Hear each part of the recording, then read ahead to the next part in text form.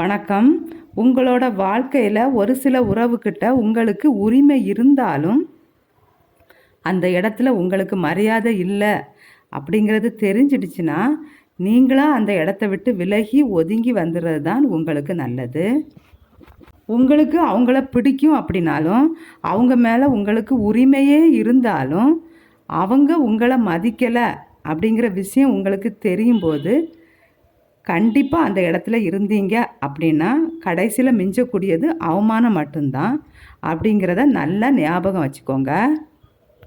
அவமானப்படுத்தப்பட்ட பிறகு வரதை விட நீங்களாவே முதலிலே ஒதுங்கி வந்துடுறது உங்களுக்கு ரொம்பவே நல்லது. ஒருத்தங்களை கையெடுத்து கும்பிடணுன்னா அவங்க கடவுளாக தான் இருக்கணுங்கிற அவசியம் இல்லை. அவங்க மனிதாபிமானம் உள்ள மனசாட்சி உள்ள நல்ல மனிதராக இருந்தாலே போதும். இப்படிப்பட்ட மனசாட்சி உள்ள மனிதாபிமானம் உள்ள மனிதர்களை நான் எதுக்கு கடவுளுக்கு கம்பேர் பண்ணி சொல்கிறேன்னா, இப்படிப்பட்ட மனிதர்களை இப்போ பார்க்குறது ரொம்பவும் அரிதான ஒரு விஷயமாகிவிட்டது அப்படிங்கிறதையும் நீங்கள் நல்லா புரிஞ்சு வச்சுக்கோங்க. பணத்தினால் வரக்கூடிய அன்பு இருக்குது பார்த்தீங்களா, அது பாதியிலே போயிடும். காரணத்துக்காக வரக்கூடிய அன்பு காலம் கடந்தவுடன் போயிடும். அதாவது அது எந்த காரணத்துக்காக வந்ததோ அதோட தேவை முடிஞ்ச உடனே அதுவும் போயிடும். ஆனால் இந்த உள்ளத்தால் வரக்கூடிய அன்பு இருக்குது பார்த்தீங்களா, இது உயிர் உள்ள வரைக்கும் நிலச்சிருக்கும். மண்ணில் வாழ்கிறதுக்கு தான் பணம் தேவை, மனுஷங்களோட மனசில் வாழ பணம் தேவையில்லை அப்படின்னு சொல்லுவாங்க. ஆனால் அதுவும் இப்போ தலைகீழாக மாறி போச்சு. மற்றவங்களோட மனசுக்குள்ளே போகிறது ரெண்டாவது விஷயந்தாங்க. அவங்க வீட்டுக்குள்ளே போனாலே இங்கே பணம் தான் தேவைப்படுது. உங்களுக்கு சரியாக நல்லா நடிக்க தெரியலைன்னா உங்களை யாருக்குமே பிடிக்காது. அதிலே உங்களுக்கு தெரிஞ்சிருக்கும் உங்களுக்கு நடிக்க தெரியலை அப்படின்னு.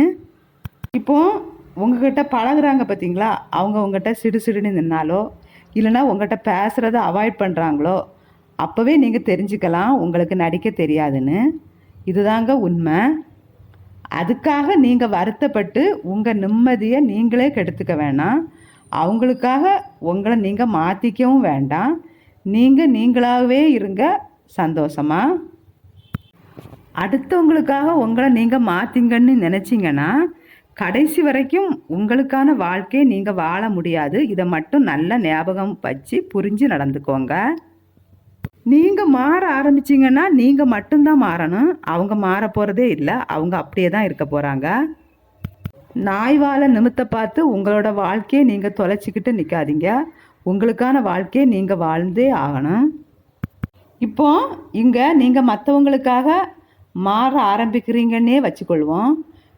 இப்போ இந்த மாற்றம் நீங்கள் மாறுறது ஒருத்தங்களுக்கு பிடிக்கும், மற்றவங்களுக்கு பிடிக்காது. திரும்ப அவங்களுக்காக மாறணும். இப்படியே இது கமா போட்டு தொடர்ந்துக்கிட்டே இருக்கும்.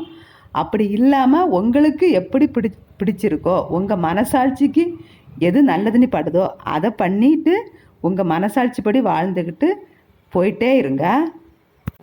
வாழ்க்கையில் யாருக்கும் துரோகம் பண்ணாமல் இருந்தாலே போதும், நம்ம வாழ்க்கை ரொம்ப ஜோராக இருக்கும். இதை நீங்கள் எல்லாருமே ஞாபகம் வச்சுக்கோங்க.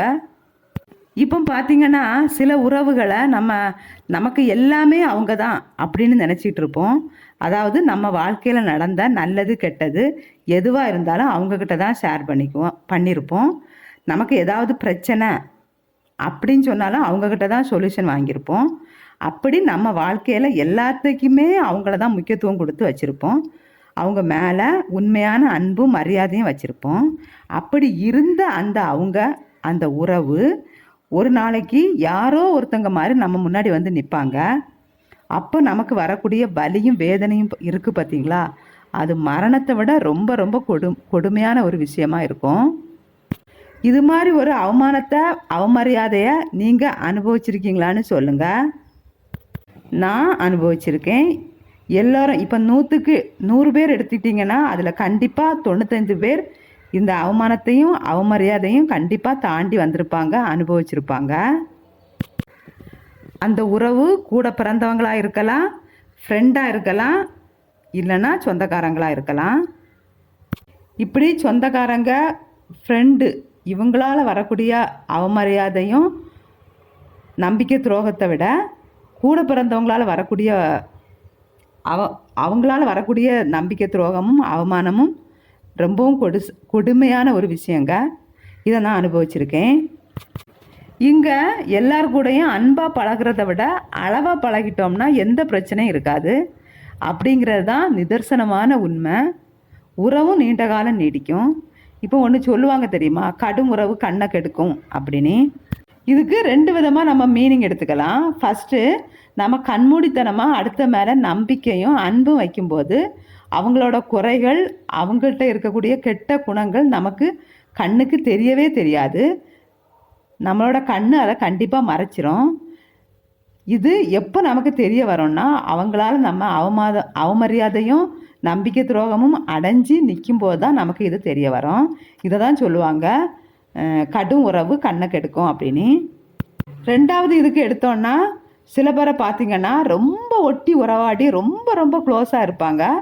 ஆனால் அந்த உறவு, அந்த ஃப்ரெண்ட்ஷிப்பு 2 நாள் 3 நாள் 1 வாரம், அதிகமாக போச்சுன்னா 1 மாதம் கூட இருக்காது. உடனே அவங்களுக்குள்ள சண்டை போட்டுட்டு பிரிஞ்சு போயிடுவாங்க. இதுவும் கடும் உறவு கண்ணை கெடுக்கும் அப்படின்னு சொல்லுவாங்க. இதுக்கு தான் எல்லார் கூடயும் அளவாக பழகிட்டோம்னா எந்த பிரச்சனையும் இருக்காது. இன்னொரு முக்கியமான விஷயம் பார்த்திங்கன்னா, இங்கே உண்மையான பலசாலி அப்படின்னு யாருமே கிடையாதுங்க. அதுதான் உண்மை. அடுத்தவங்க கிட்ட பலசாலி அப்படின்னு சொல்லிட்டு இருப்பாங்க பார்த்தீங்களா, அவங்கெல்லாம் எப்படிப்பட்டவங்கன்னா, பலகீனமானவர்கள் இருப்பாங்க பார்த்தீங்களா, அவங்கள பயன்படுத்தி முன்னேறுகிறவங்களாக தான் இருப்பாங்க. கண்டிப்பாக கஷ்டப்பட்டு முன்னேறவங்களாக இருக்கவே மாட்டாங்க.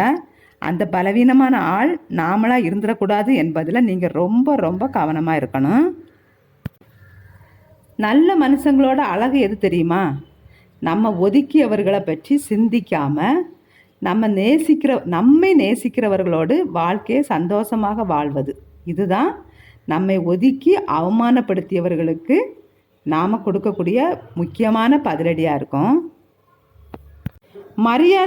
மரியாதை அப்படிங்கிற ஒரு விஷயம் அடுத்தவங்க நமக்கு தர்றது முக்கியமே கிடையாதுங்க. அந்த மரியாதை நமக்கு தேவையே கிடையாது. நாம் நமக்கு மரியாதை தர்றோமா என்பதில் தான் இருக்கிறது வாழ்க்கையோட வெற்றி. சில பேர் பார்த்திங்கன்னா, தங்களோட தேவைக்கு மட்டும் ஒருத்தங்களை பயன்படுத்திட்டு, இந்த தேவை முடிந்த உடனே அந்த சமையலுக்கு யூஸ் பண்ணிவிட்டு கருவேப்பிலையை தூக்கி போடுவாங்க பார்த்தீங்களா, அது மாதிரி தூக்கி போட்டுட்டு போயிட்டே இருப்பாங்க. இங்கே நன்றி அப்படிங்கிற ஒரு வார்த்தைக்கு வேலையே இல்லாமல் போயிடும். அந்த அளவுக்கு பண்ணி வச்சுருவாங்க. அவங்களுக்கு நன்றி அப்படிங்கிற ஒரு வார்த்தை தெரியுமா அப்படிங்கிறது நமக்கே யோசனையாக வரும். அந்த அளவுக்குள்ள மனிதர்கள் இப்பொழுதும் முன்பை விட அதிகமாக இருக்கிறார்கள் என்பதை நீங்கள் புரிந்து கொள்ள வேண்டும். நம்மளை ஒருத்தர் அவமானப்படுத்தும் போது நமக்கு வாழ்க்கையே வெறுத்து போகிற மாதிரி தான் இருக்கும். ஆனால் அடுத்த செகண்டிலிருந்து தான் நமக்கு வாழ்க்கையே ஆரம்பிக்கிறது என்பதையும் நீங்கள் ஞாபகம் வச்சுக்கோங்க. இன்னொரு முக்கியமான விஷயம் ஒன்று இருக்குது. நம்ம நம்பிக்கை வைத்தவர்கள் நம்ம ஏமாற்றி விட்டார்கள் என்பதற்காக நம்ம அதையே நினைத்து வாழ்க்கையை தொலைக்க வேண்டாம். இதுவும் கடந்து